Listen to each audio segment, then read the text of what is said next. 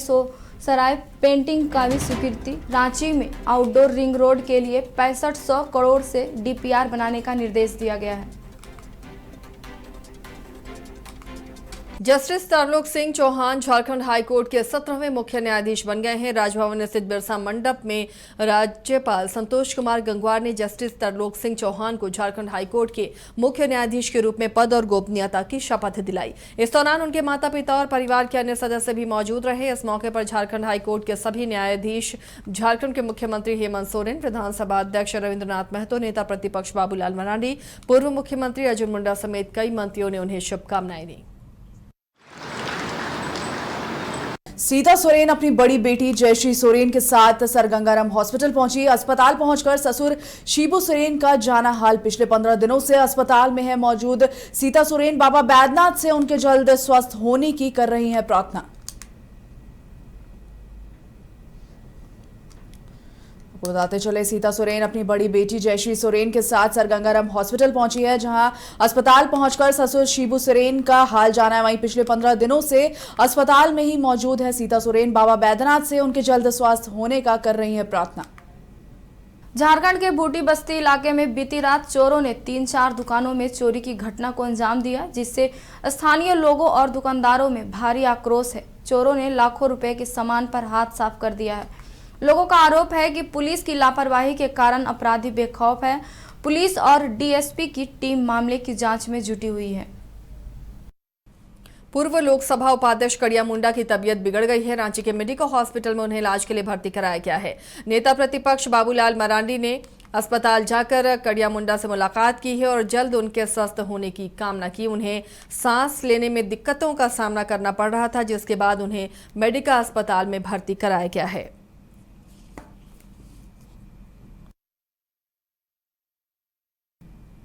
AJSU party Baghmara इकाई की सक्रियता से एक बड़ा खुलासा हुआ है। बागमारा थाना क्षेत्र में अवैध कोयला लदा ट्रक पकड़ा गया है। भारी मात्रा में कोयले को बरामद किया गया। मौके का फायदा उठाकर ट्रक चालक और खलासी तो फरार हो गए। आजसू पार्टी कार्यकर्ताओं ने यह कोयला लदा ट्रक पकड़ा है। अब मामले की छानबीन में स्थानीय पुलिस जुट गई है। बोकारो के तेतुलिया वन भूमि घोटाला मामले में ईडी ने जांच तेज कर दी है। ईडी की टीम होटवार स्थित बिरसा मुंडा जेल पहुंची। इजहार हुसैन और अख्तर हुसैन से पूछताछ होगी। दोनों आरोपी रांची के बिरसा मुंडा केंद्रीय कारा में बंद हैं। तेतुलिया मौजा में 107 एकड़ वन भूमि की फर्जी खरीद बिक्री हुई थी। पीएमएलए कोर्ट से अनुमति मिलने के बाद जेल पहुंची है ईडी की टीम। ईडी के अधिकारी जेल में ही दोनों से कर रहे हैं पूछताछ। गिरिडीह के देवरी थाना क्षेत्र के चतरो बाजार के तूरिया टोला में प्रेम प्रसंग में एक युवक की हत्या का मामला सामने आया है, जहां युवक की पहचान देवरी थाना के मनकडीहा निवासी 24 वर्षीय साहिल अंसारी के रूप में की गई है। बताया गया कि साहिल का प्रेम प्रसंग अशोक तुरी की पुत्री के साथ चल रहा था। बीती रात युवक अपनी प्रेमिका से मिलने उसके घर गया था। इसी दौरान प्रेमिका के घर वालों ने बेरहमी से मारपीट किया है, जिससे युवक की स्थिति बिगड़ गई है और वहीं दम तोड़ दिया, जिसके बाद युवक के गले में गमछा बांध घर की खिड़की में टांग कर सभी फरार हो गए। वहीं प्रेमिका को पुलिस ने हिरासत में ले लिया है और आगे की कार्रवाई में जुट गई है। धनबाद के बागमारा इलाके में अवैध कोयला खनन के दौरान चाल धंसे से कई मजदूरों की मौत हो गई, जिस पर भाजपा प्रवक्ता प्रतुल शाहदेव ने मामले में सीबीआई जांच की मांग की है और आरोपियों को कड़ी से कड़ी सजा देने की मांग की। बागमारा में अवैध खनन ने फिर से 9 लोगों की जान ले ली, ऐसी सूचनाएं आ रही हैं और ये राज्य सरकार में अवैध खनन चरम पर पहुंच गया है साहब। और अवैध खनन के कारण विशेषकर धनबाद इलाके में लगातार चालें धंस रही हैं। तो वो निरसा की बात करें, तेतुलमारी की बात करें, तालू बथान की बात करें, हमेशा मौतें हो रही हैं और आज 9 लोगों की हताहत होने की दुखद खबर आ रही है। हम इस पूरे मामले की सीबीआई जाँच की मांग करते हैं, क्योंकि ये राज्य सरकार के द्वारा की गई संस्थागत हत्याएँ हैं। ये साधारण मौतें नहीं है साहब। जब राज्य सरकार को पता है कि उस इलाके में अवैध खनन हो रहा है और सिर्फ अवैध खनन माफिया के कारण वो कार्रवाई नहीं हो रही है, तो ये हत्याएं होती हैं। इन पर कार्रवाई होनी चाहिए। संबंधित थानेदार, पुलिस अधिकारी और जो भी अधिकारी हैं उन पर कड़ी कार्रवाई हो। देखिए, देवघर के डिवाइन पब्लिक स्कूल में आज छात्र छात्राओं के बीच अग्निशमन विभाग के द्वारा आग लगने पर कैसे बचाव किया जाए, इसे लेकर ट्रेनिंग दी गई। इस मौके पर अग्निशमन विभाग ने कहा कि सभी लोग स्कूल में जाकर ये जागरूकता अभियान चला रहे हैं। मुख्यमंत्री हेमंत सोरेन दीपाटोली स्थित निजी अस्पताल पहुंचे और यहां पर उन्होंने पूर्व अंतर्राष्ट्रीय हॉकी खिलाड़ी विमल लकड़ा से मुलाकात की है। चिकित्सकों से उनके स्वास्थ्य संबंधित विस्तृत जानकारी ली। आपको बता दें कि मुख्यमंत्री हेमंत सोरेन दिल्ली में थे और आते ही उन्होंने पूर्व अंतर्राष्ट्रीय हॉकी खिलाड़ी जो बीमार है, काफी दिनों से अस्पताल में भर्ती हैं, उन्हें हेड इंजरी थी, मुख्यमंत्री ने उनसे मुलाकात की है, उनके शीघ्र स्वस्थ होने की कामना की। नमस्कार, आप देख रहे हैं बाइस्कोप न्यूज और मैं हूं आपके साथ अनुराधा। महामहिम राष्ट्रपति द्रौपदी मुर्मू 2 दिवसीय झारखंड दौरे पर रहेंगी। 31 जुलाई को देवघर एम्स में दीक्षांत समारोह और 1 अगस्त को धनबाद IIT ISM के दीक्षांत समारोह में भाग लेंगी। इसे लेकर धनबाद जिला प्रशासन और IIT ISM प्रशासन जोर शोर से तैयारी कर रही है। DC आदित्य रंजन और SSP प्रभात कुमार आज IIT ISM पहुंचे हैं और पूरे कैंपस और गेस्ट हाउस का निरीक्षण किया। साथ ही सड़क रूट और बरवा अड्डा, हवाई अड्डा का भी निरीक्षण किया। सड़क निरीक्षण के दौरान SSP ने अवैध कट को बंद करने का निर्देश दिया है। मीडिया से बात करते हुए DC आदित्य रंजन ने कहा कि राष्ट्रपति को 1 अगस्त को IIT ISM में कार्यक्रम को लेकर निरीक्षण किया जा रहा है। सड़क से भी अतिक्रमण हटाया जा रहा है। वहीं SSP प्रभात कुमार ने कहा कि कार्यक्रम स्थल से लेकर पूरे रूट का निरीक्षण किया गया है। जहां जो कमियां होंगी उसे ठीक किया जाएगा और कार्यक्रम की सुरक्षा व्यवस्था के लिए अतिरिक्त पुलिस अधिकारी और जवान की भी प्रतिनियुक्ति होगी। राजधानी रांची के ब्लिंकिट कंपनी के कर्मचारियों ने ब्लिंकिट के सभी गोदामों और कार्यालय को बंद करा दिया है। दरअसल ब्लिंकिट के कर्मचारी नीरज कुमार की डिलीवरी के दौरान सड़क दुर्घटना में मृत्यु हो गई, जिसके बाद 400 ब्लिंकिट कर्मचारी सड़क पर ब्लिंकिट के विरोध में उतर आए और सारे काम ठप कर दिए।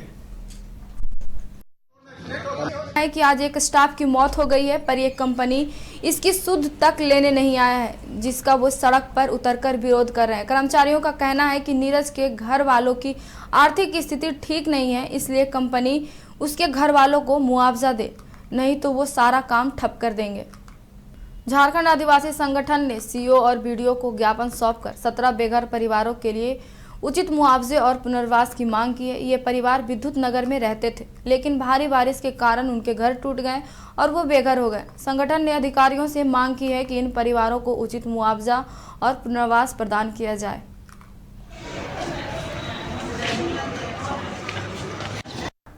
रांची में अवैध शराब के खिलाफ बड़ी कार्रवाई करते हुए उत्पाद विभाग ने शराब माफिया गणेश गोराई को 300 पेटी विदेशी शराब के साथ गिरफ्तार किया है। मांडर टोल प्लाजा के पास एक पिकअप वैन से शराब जब्त की गई है। आरोपी के घर और भंडारा टोली इलाके में छापेमारी कर नकली शराब बनाने के उपकरण, बोतलें और स्टिकर भी जब्त किए गए हैं। यह सिंडिकेट झारखंड, गोवा और बिहार में अवैध सप्लाई करता था। सहायक उत्पाद आयुक्त अरुण मिश्र के निर्देश पर कार्रवाई की गई है। पाकुड़ में लॉटरी माफिया के खिलाफ पुलिस ने बड़ी कार्रवाई की है। जिले के SP को मिली गुप्त सूचना के आधार पर SDPO के नेतृत्व में पुलिस ने बड़ी कार्रवाई करते हुए 4 लॉटरी माफियाओं को गिरफ्तार किया है। वही मौके पर भारी मात्रा में प्रतिबंधित अवैध लॉटरी नोट गिनने की मशीन, एक लैपटॉप, नगद रुपया सहित अन्य सामान को जब्त किया गया है। पुलिस ने यह कार्रवाई थाना नगर क्षेत्र के अलग अलग मोहल्ले में छापेमारी कर किया है। पुलिस अधीक्षक महोदया पाकुड़ के निर्देश पर अनुमंडल पुलिस पदाधिकारी महोदय पाकुड़ के नेतृत्व में एक टीम गठन किया गया। आदित्यपुर औद्योगिक क्षेत्र फेज 1 स्थित Meta Fab Industries private limited company का झारखंड लोकतांत्रिक कल्याणकारी मोर्चा ने बुधवार सुबह घेराव और गेट जाम किया गया है। झारखंड लोकतांत्रिक क्रांतिकारी मोर्चा के केंद्रीय उपाध्यक्ष प्रेम मार्डी के नेतृत्व में बड़ी संख्या में मजदूरों ने कंपनी गेट के सामने पहुंचकर विरोध प्रदर्शन किया। उनकी मांगों में मुख्य रूप से काम के दौरान घायल होने संबंधित मुआवजा और समस्याओं को दूर करने की मांग को उठाया गया है। मजदूरों का नेतृत्व कर रहे जेल केएम नेता प्रेम मार्डी ने बताया कि कंपनी प्रबंधन अनदेखी कर से तंग आकर विरोध प्रदर्शन गेट जाम का निर्णय लिया गया है। उन्होंने इस संबंध में बताया, इस प्रबंधन के समक्ष अपनी मांगों को रखते हुए बताया कि कंपनी में काम के दौरान मजदूर लोटा मुर्मू, बासु सरदार की उंगली कट गई थी, लेकिन प्रबंधन द्वारा उचित मुआवजा और स्थायी नौकरी नहीं दी गई। इसके अलावा कई अन्य मजदूरों को भी कंपनी प्रबंधन ने बिना कारण काम से हटा दिया है। प्रेम मार्डी ने बताया कि यहाँ कार्यरत ठेका मजदूरों को पीएफ चाल धंसने से एक शख्स की मौत के मामले में सांसद सीपी चौधरी ने कतरास के इंस्पेक्टर को जमकर फटकार लगाई है। वहीं इस मामले में इंस्पेक्टर ने कहा कि उनको इस घटना की कोई सूचना नहीं है। उनका कहना है मृतक के परिजन भी अब तक थाने में नहीं पहुंचे हैं।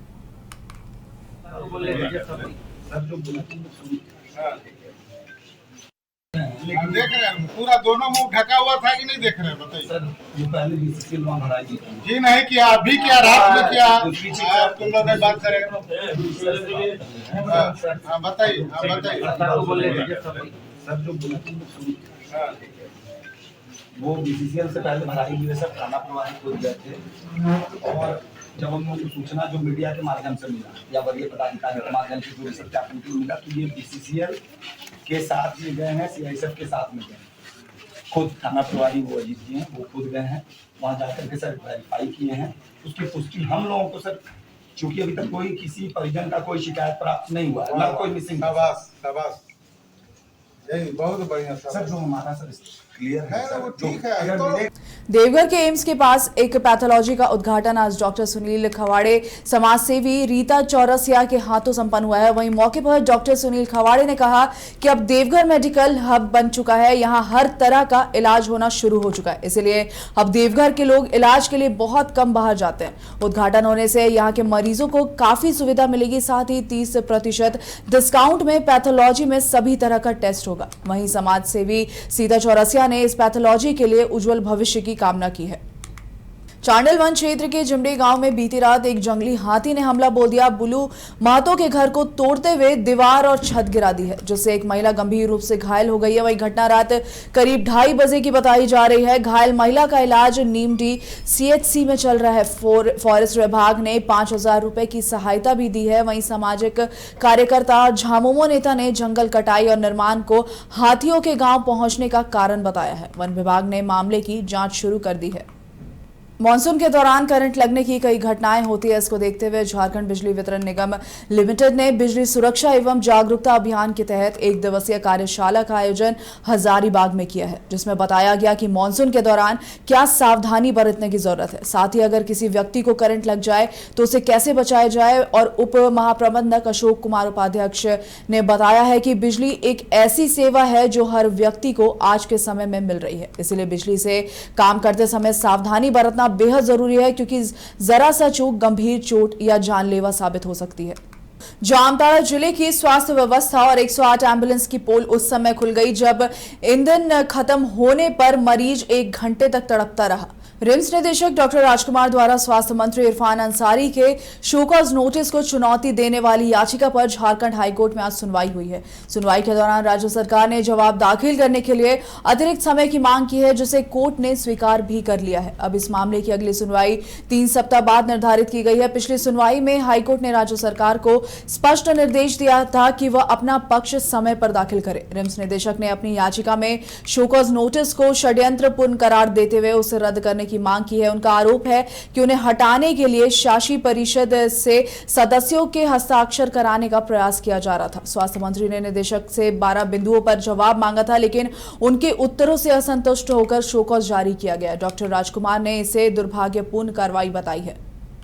लास्ट ओकेजन में जब ये मामला हाईकोर्ट के पास आई थी तो रेस्पोंडेंट्स लोग RIMS and other respondents time लिया गया था 1 हफ्ता का कि हम लोग जवाब फाइल करेंगे, बट टिल डेट कोई जवाब फाइल नहीं किया गया और 3 हफ्ता का समय उन लोग प्रे किया है। 3 हफ्ता बाद ये मैटर रखा गया और जो इंटरिम ऑर्डर था लास्ट ओकेजन में जो दिया गया था that they will not proceed with the matter, that has been allowed to be continued. Last occasion में जब कांके थाना पुलिस ने बड़ी कार्रवाई करते हुए अवैध हथियार और गोली के साथ 2 अभियुक्तों को गिरफ्तार किया। पुलिस पूछताछ में आरोपी राम पाहन ने बताया कि इस घटना में उसके साथ शिवम कुमार सिंह और सौरभ कुमार सिंह उर्फ छोटू शामिल थे। शिवम और अजय ने रेकी की थी, जबकि सौरभ ने गोली चलाई थी। इस घटना में प्रयुक्त एक हथियार पहले ही सौरभ से बरामद कर लिया गया था, जिसे न्यायिक हिरासत में भेजा जा चुका है। राम पाहन ने यह भी खुलासा किया है कि दूसरा अवैध हथियार शिवम कुमार सिंह का था या अजय मुंडा के पास हो सकता है। इस सूचना के आधार पर कांके और गोंदा थाना पुलिस की संयुक्त टीम ने पतरा गोंदा में अजय मुंडा उर्फ मंत्री मामा के घर पर छापेमारी की। तलाशी के दौरान शिवम कुमार सिंह और अजय मुंडा को मौके पर पकड़ा गया। उनके घर एक अवैध देसी पिस्टल मैगजीन सहित 5 अतिरिक्त मैगजीन और 3 जिंदा कारतूस बरामद किए गए हैं।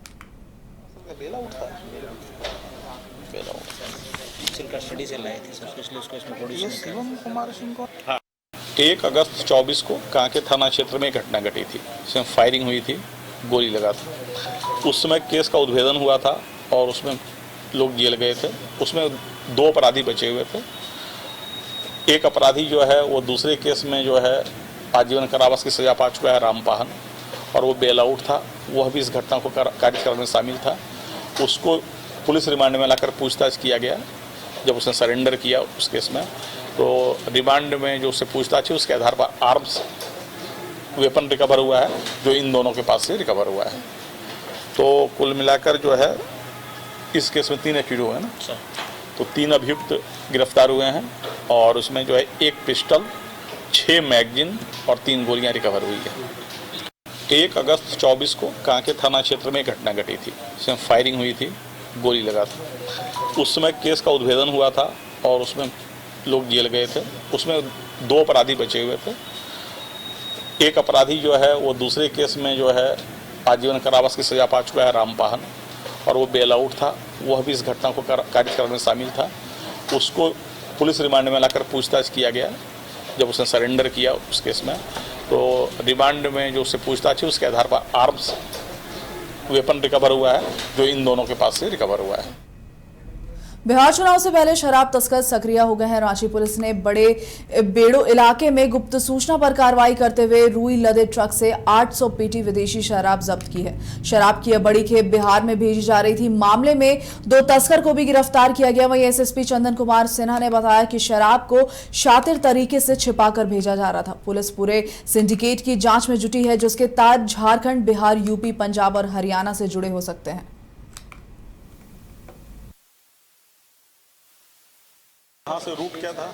एक सूचना मिली कि अवैध शराब जो है उसका ट्रांसपोर्टेशन हो रहा है और वह हरियाणा, पंजाब की तरफ से आ रहा है।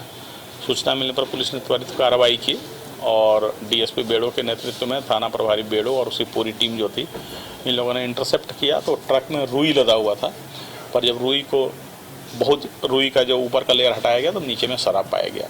शराब जो बोतल है उसमें लिखा हुआ है कि for sale in Mohali only, मतलब मोहाली में ही सेल होना था इसका, और इसका अल्टीमेट डेस्टिनेशन बिहार था। ये लोग उत्तर प्रदेश के रास्ते से पलामू आए, पलामू से फिर लोग रूट डाइवर्ट करके गुमला आए और गुमला से फिर इधर आ रहे थे, पकड़े गए हैं। इन्होंने कहा कि फाइनल डेस्टिनेशन में बिहार ले जाना था। बीच बीच में ड्राइवर चेंज होता है, तो पानीपत में ड्राइवर चेंज हुआ और फिर अगला ड्राइवर झारखंड में चेंज होना था। इसके पहले ही ये लोग पकड़े गए हैं। कुल जो है 7100 से ज़्यादा लीटर शराब है। कीमत करीब जो है 70 लाख कम से कम होनी चाहिए इसकी, और यह असली भी है या नकली है इसकी जांच हम लोग कराएंगे। एक सूचना मिली। रांची के मेन रोड स्थित सर्जना चौक पर स्वतंत्रता सेनानी चंद्रशेखर आजाद की जयंती मनाई गई है। चंद्रशेखर आजाद दुर्गा पूजा समिति के अध्यक्ष रमेश सिंह और अन्य सदस्यों ने उनकी प्रतिमा पर माल्यार्पण किया। कहा कि आज के युवाओं को आजाद से प्रेरणा लेकर नशे से दूर रहकर देश सेवा में जुटना चाहिए। वहीं स्थानीय लोगों ने भी आजाद को श्रद्धांजलि दी और उनके आदर्शों पर चलने का संकल्प लिया है।